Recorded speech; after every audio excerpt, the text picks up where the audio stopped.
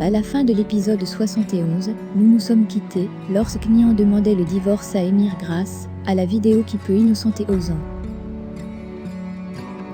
Émir étant incapable d'accepter cela, il se met sur la défensive en affirmant une fois de plus que c'est Ozan le meurtrier, mais Nian lui fait savoir que c'est lui qui a monté le coup. Émir lui fait comprendre en effet qu'elle ne devrait pas s'y rendre à la police, car ils sont tous liés les uns aux autres, parce que depuis lors leurs familles ont caché Ozan. Nian lui fait comprendre qu'il a demandé à Karen d'arranger tout cela. Mais Émir dit non, et explique une autre version. Au bout d'un moment Émir craque, et se met à menacer Nian, mais Nian très catégorique lui dit que s'il refuse le divorce, elle ira à la police, et montrer la vidéo.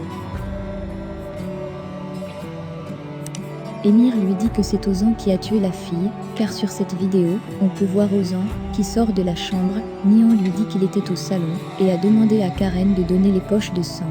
Émir fait savoir à Nian qu'elle ne peut pas le prouver. Nian lui dit que cette fille n'est pas morte, et c'est pour cette raison qu'il donnait de l'argent à Karen. Mais Émir lui demande de faire comme bon lui semble, et d'aller au commissariat. Dans ce cas, on verra devant le juge. Pendant que Nian est dehors, pour s'en aller, Émir la rattrape et la menace encore en disant que c'est Ozan qui va être mis en prison. Mais Nian lui fait comprendre que ces 5 ans de sa vie, c'est fini avec lui, et donc il doit déjà savoir cela. Ensuite elle ajoute en disant qu'il ne peut rien faire, car sa fin est déjà proche. Nian sort du portail directement. Au début de l'épisode 72, on peut voir Nian, qui est attendu à la sortie par Kemal. Il lui demande comment cela s'est passé avec Émir. Nian lui fait comprendre qu'elle va l'expliquer sur le chemin. En chemin, Nian fait savoir à Kemal qu'Émir vient de la menacer. Celui-ci lui demande d'aller porter plainte à la police immédiatement. Ensuite elle parlera à sa famille avant de remettre la vidéo pour enquête au commissariat. Au même moment, Émir appelle son père et fait savoir à Galip que Nian a réussi à trouver la vidéo qui peut innocenter Ozan. Galip est très inquiet et le demande de se calmer, mais Émir lui fait savoir qu'il est à l'origine de ce chantage dans le but de tout contrôler.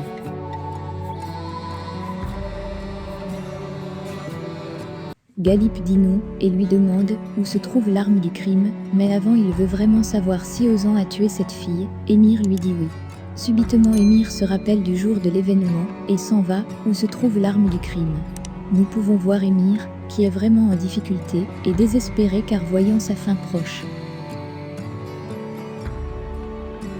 Sur la route du domicile de la campagne, Émir se rappelle de ce jour où il a été appelé par un numéro inconnu et celui-ci lui a demandé d'aller vérifier l'arme. Émir voyant que cette arme n'est plus là, il devient hystérique.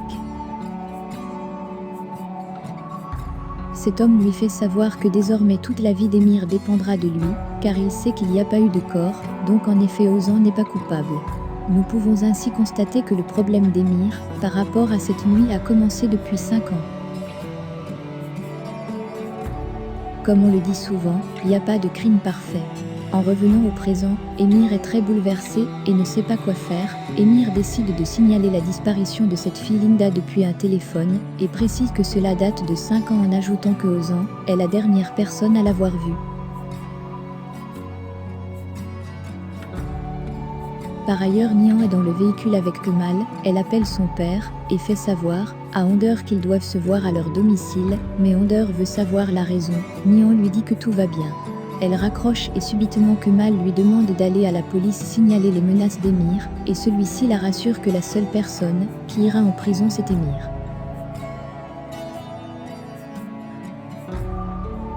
Nian lui fait comprendre qu'Émir a beaucoup d'hommes, mais Kemal lui dit que cela ne peut plus l'aider dans cette situation, mais néanmoins il va falloir convaincre Ozan de venir s'expliquer à la police, car cela aidera à accélérer le processus.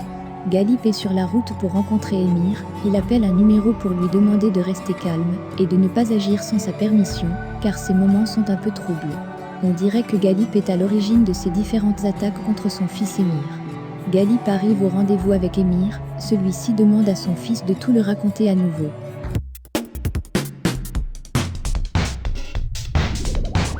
De l'autre côté, Ozan est au restaurant avec Zeynep et il demande à celle-ci quand iront-ils en escapade.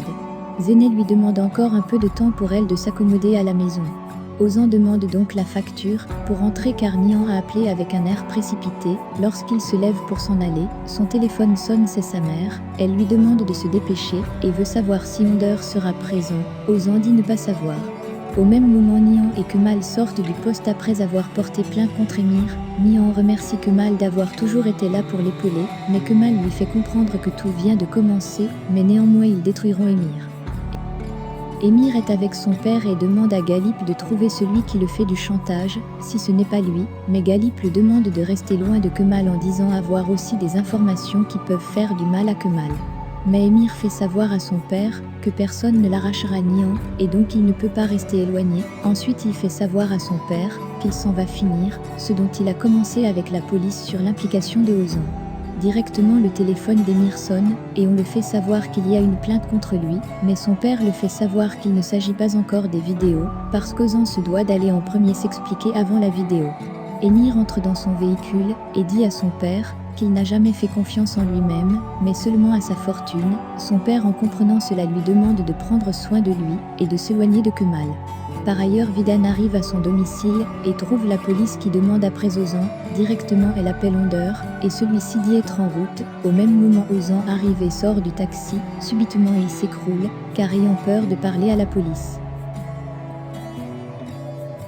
Le téléphone de Nihan sonne et on l'informe que son frère est conduit à l'hôpital.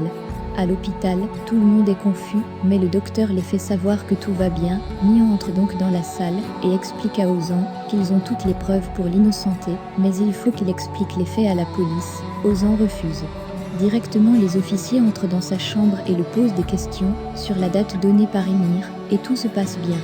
Dehors, Kemal cause avec Emir et demande à celui-ci de laisser Nihan tranquille, mais Emir dit que cela est impossible, car Ozan a fait un péché grave, mais Kemal lui fait savoir qu'il les a testés tous les deux avec leur frère, et pour le moment Nihan a encore peur.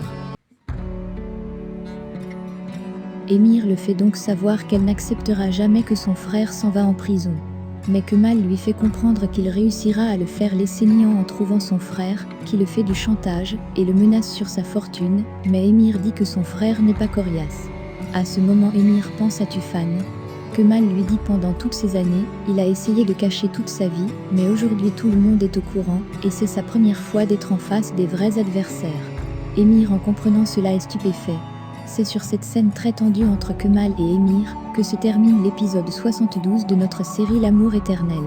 Pensez-vous une fois de plus que Nihan sera incapable de prendre sa responsabilité et dénoncer Emir et son frère à la police avec cette vidéo? Le débat est ouvert.